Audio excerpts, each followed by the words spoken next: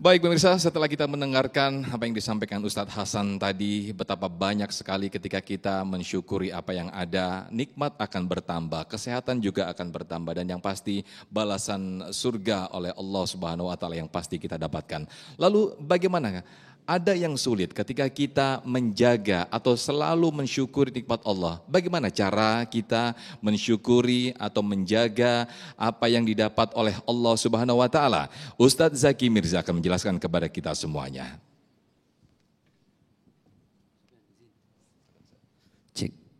Bismillahirrahmanirrahim. Assalamualaikum warahmatullahi wabarakatuh. Alhamdulillah alladzi ja'ala al-islam ribatan matinan baina qulubil mu'minin. Assalatu wassalamu ala asyrafil anbiya'i wal mursalin wa ala alihi wa ashabihi ajmain. La ilaha illa anta subhanaka inni kuntu minaz zalimin. Yang kami muliakan para guru, para ustadz, wabil khusus Ustadzina al-kiram Al-Ustadz Hasan yang tadi sudah kita simak kajian-kajian yang begitu banyak manfaat untuk kita semua. Mudah-mudahan jadi manfaat dunia akhirat. Kita doakan beliau juga selalu sehat dan berkah. Amin. Ada Ustadz Sofyan juga kita doakan mudah-mudahan semakin mantul ngehostnya ini Bu. Baik, alhamdulillah. Begini dah, di awal saya mau nanya dulu sama Ibu. Kira-kira kalau ini siang masing-masing ibu-ibu saya bagi uang nih. 2 juta, 2 juta, 2 juta. Mau? Loh, matre ya. 2 juta, 2 juta, 2 juta. Ini kan namanya ngayal jangan nanggung-nanggung ya guru ya. Namanya ngayal kan. Masing-masing saya bagi 2 juta, Bapak-bapak 2 juta, 2 juta. Tapi maaf habis nerima uang 2 juta, 5 menit Allah cabut penglihatan kita. Mau gak nerima uangnya? Wah tadi bagaimana mau? Berarti yang namanya nikmat melihat itu gak bisa dibayarin pakai uang sebanyak apapun. Bener gak? Jangankan 2 juta, dibagi 2 miliar juga ogah Ustadz. Kita jarang sadar kalau 2 mata yang sehat ini adalah mimpi bagi mereka yang tidak bisa melihat. Ibu. 2 kaki yang bisa melangkah, ini juga mimpi bagi mereka yang selama ini tidak bisa berjalan karena keterbatasan. Apa yang sudah Allah titip sebenarnya itu adalah rezeki. Kan rezeki bukan cuma ini, apa ini? Apa ini Bu? Jari Ibu, nih fix matre ini kayaknya nih.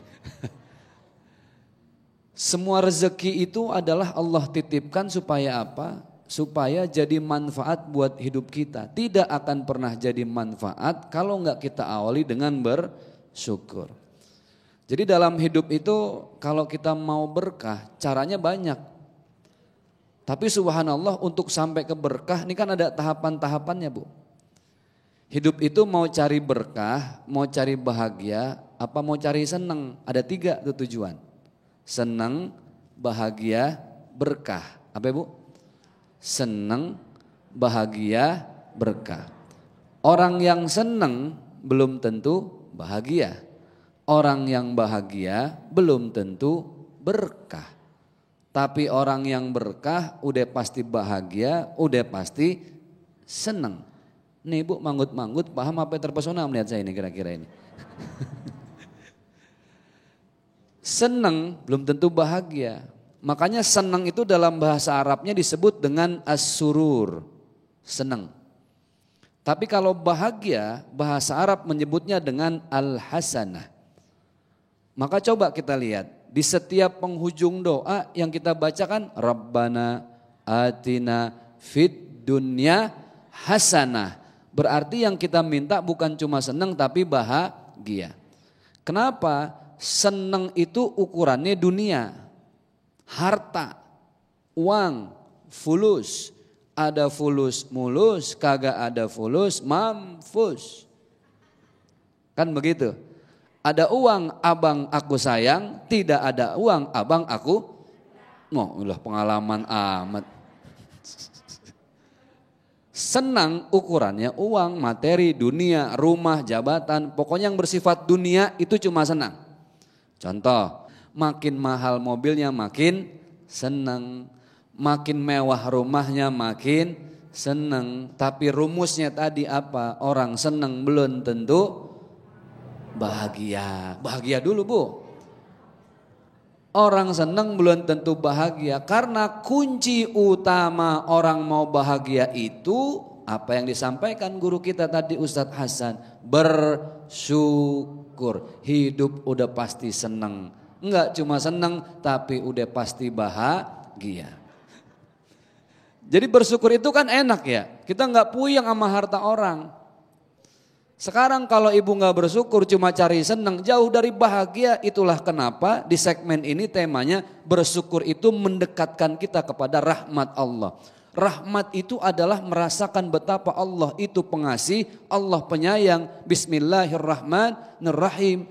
Karena memang cuma Allah yang maha pengasih dan Allah yang maha penyayang. Jadi rasanya hidup ini kalau kita mau cari harta gak ada habisnya Bu ya. Kan Allah udah jelasin dan Allah juga udah tegasin. Bismillahirrahmanirrahim. Alhaakumut takatsur hatta zurtumul. Bermegah-megahan nih sering bikin kita lalai.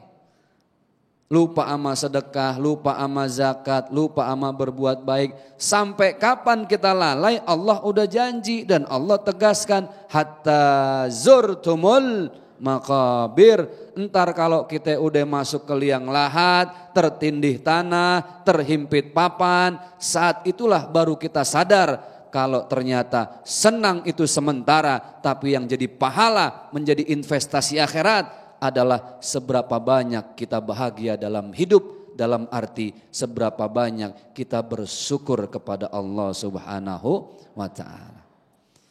Makanya jadi orang Islam nih enak banget Bu. Apapun yang kita terima itu adalah rezeki. Tidak setiap orang itu bisa bersyukur dengan apa yang Allah kasih. Terus Pak Ustadz, bersyukur itu kalau ada ilustrasi yang paling tepat seperti apa? Ya sering disampaikan lah sama guru kita ya.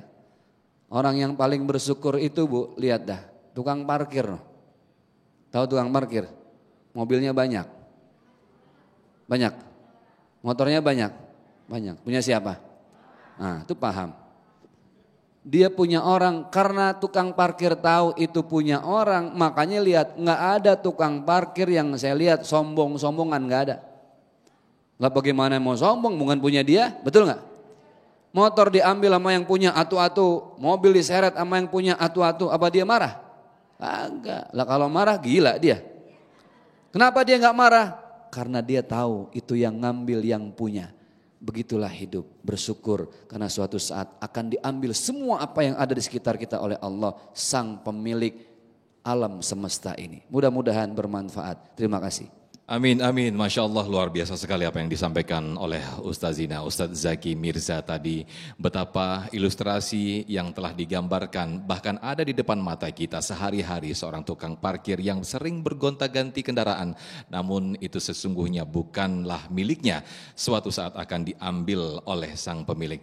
Lantas pertanyaannya adalah bagaimanakah kita menjaga dan mempertahankan rasa syukur itu? Nah, saya yakin kita akan bahas di segmen sesi tanya jawab, insya Allah di segmen 3 dan juga 4 nanti. Tetaplah di Damai Indonesiaku.